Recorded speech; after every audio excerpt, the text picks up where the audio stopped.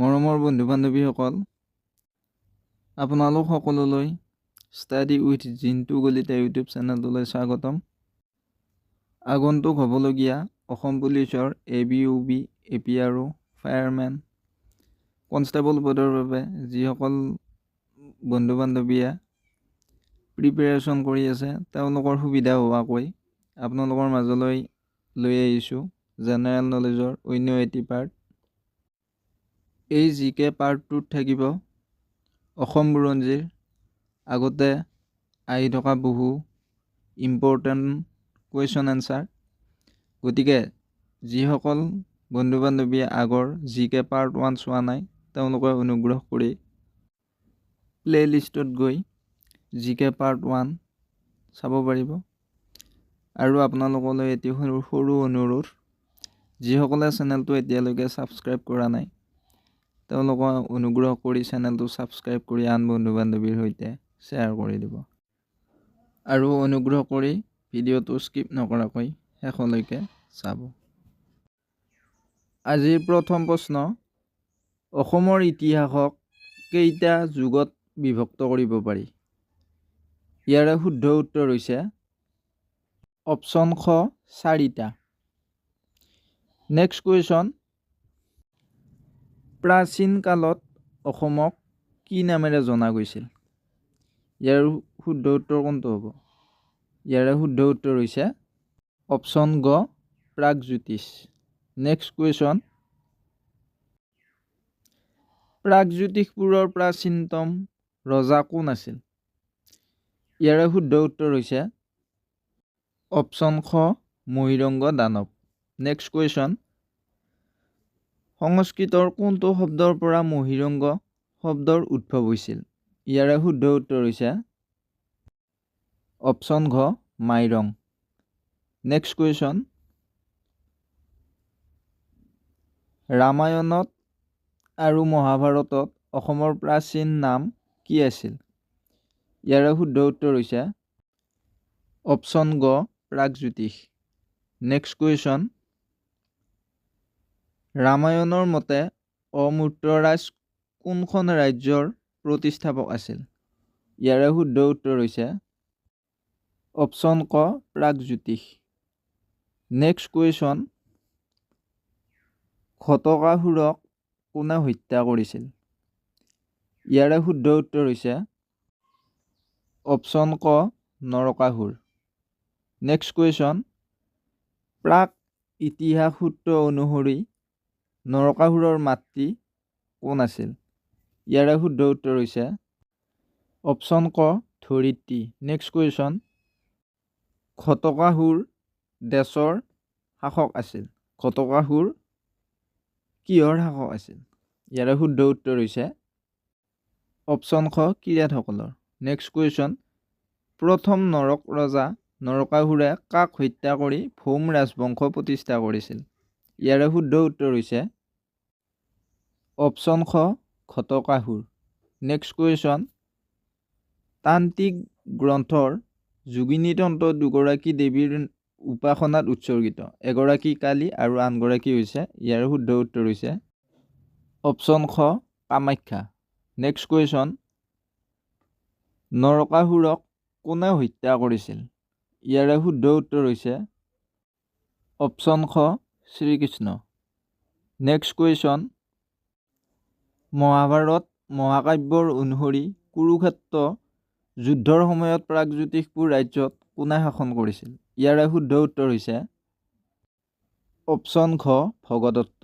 Next question, কুৰুক্ষেত্ৰৰ যুদ্ধত ভগদত্তই কোন ফালৰ পৰা যুঁজিছিল বা কাৰ হৈ যুঁজিছিল? ইয়াৰে শুদ্ধ উত্তৰ হৈছে ক কৌৰৱ। নেক্সট কুৱেশ্যন, ভগদত্তৰ বীৰত্বৰ কথা উল্লেখ কৰা মহাভাৰতৰ পৰ্বতৰ নাম কি? ইয়াৰে শুদ্ধ উত্তৰ হৈছে অপশ্যন গ দোন পৰ্ব। নেক্সট কুৱেশ্যন, ভগদত্তৰ জীয়ৰী ভানুমতীৰ বিয়া কাৰ লগত হৈছিল? ইয়াৰে শুদ্ধ উত্তৰ হৈছে অপশ্যন গ দুৰ্যোধন। নেক্সট কুৱেশ্যন, ভগদত্তক কুৰুক্ষেত্ৰ যুদ্ধত কোনে হত্যা কৰিছিল? ইয়াৰে শুদ্ধ উত্তৰ হৈছে অপশ্যন গ অৰ্জুন। নেক্সট কুৱেশ্যন, ৰুক্মিণী ক'ৰ ৰাজকুমাৰী আছিল? ইয়াৰে শুদ্ধ উত্তৰ হৈছে অপশ্যন ক কুন্দিল নগৰ। নেক্সট কুৱেশ্যন, ৰুক্মিণী কাৰ জীয়ৰী আছিল? ইয়াৰে শুদ্ধ উত্তৰ হৈছে অপশ্যন ঘ ভীষ্মক। নেক্সট কুৱেশ্যন, প্ৰাচীন কালত কুন্দিল নগৰক কি নামেৰে জনা গৈছিল? ইয়াৰে শুদ্ধ উত্তৰ হৈছে অপশ্যন ক ভীষ্মক নগৰ। নেক্সট কুৱেশ্যন,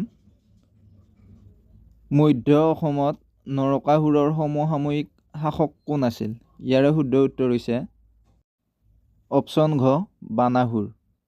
নেক্সট কুৱেশ্যন, যেতিয়া শ্ৰীকৃষ্ণই তেওঁৰ নাতি অনিৰুদ্ধক উদ্ধাৰ কৰিবলৈ আহিছিল তেতিয়া নিম্নলিখিত কোন ৰজাই তেজপুৰত শাসন কৰিছিল? ইয়াৰে শুদ্ধ উত্তৰ হৈছে অপশ্যন গ বান ৰজা।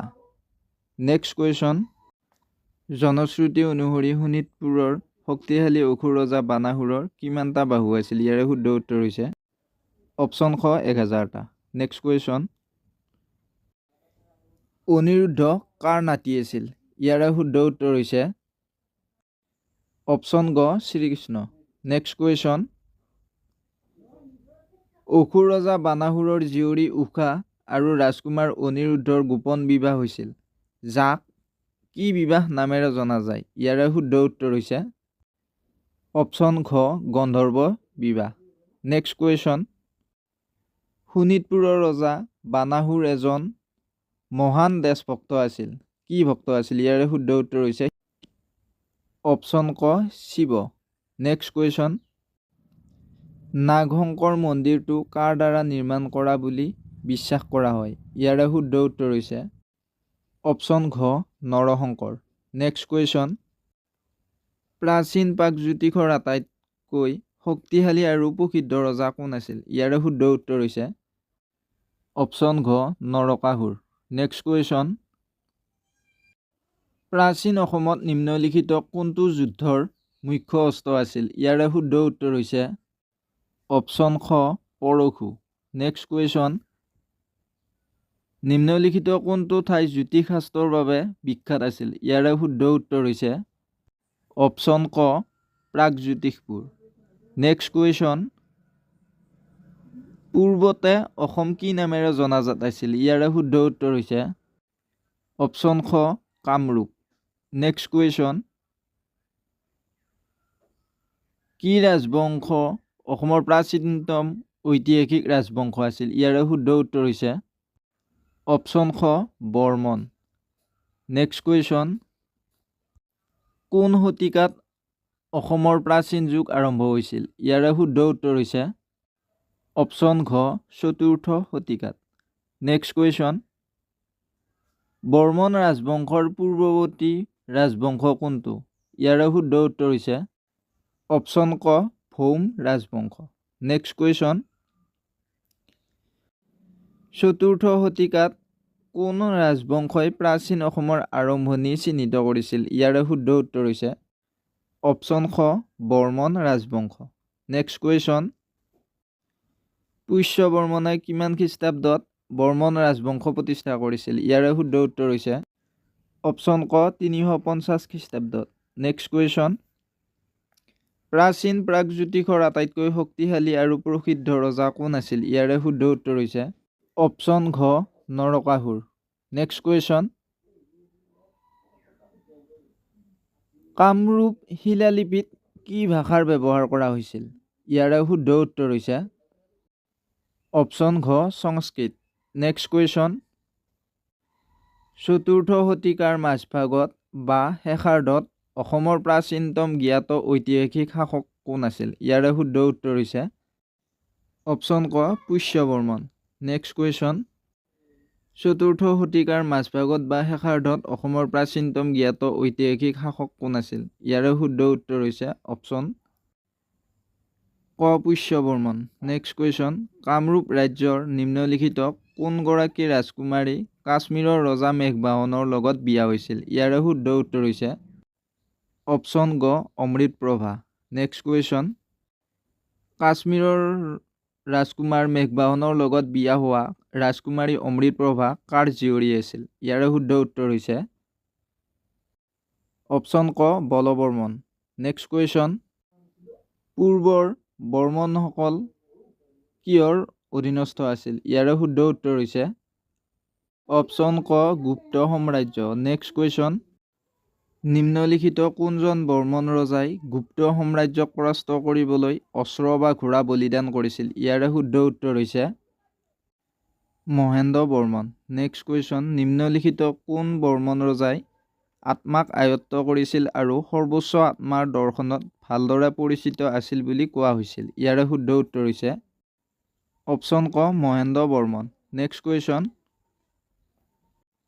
বৰ্মন ৰাজবংশৰ শাসক সুস্থিত বৰ্মন দেশ বুলি প্ৰসিদ্ধ আছিল? ইয়াৰে শুদ্ধ উত্তৰ শ্ৰী মৃগাংক। নেক্সট কুৱেশ্যন, উত্তৰ ভাৰতৰ ভাস্কৰ বৰ্মনৰ সমসাময়িক ৰজা কোন আছিল?